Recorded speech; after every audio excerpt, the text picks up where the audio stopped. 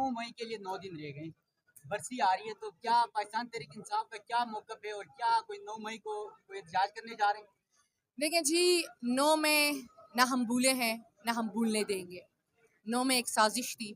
جو پاکستان تحریک انصاف کو کرش کرنے کے لیے یا عمران خان کو مائنس کرنے کے لیے رچائی گئی تھی۔ لندن پلان کی امپلیمنٹیشن تھی،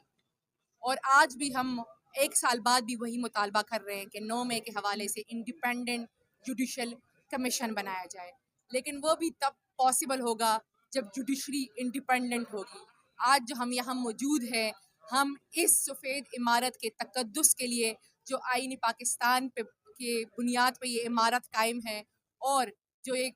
کرسی ہے یا جو منصب ہے اس کی عظمت کے لیے یہاں آئے ہوئے ہیں، تاکہ سپریم کورٹ نوٹس لے سکے۔ سپریم کورٹ کے پاس یہ میرے خیال سے ناؤ اینڈ نیور والی سچویشن ہے کہ اگر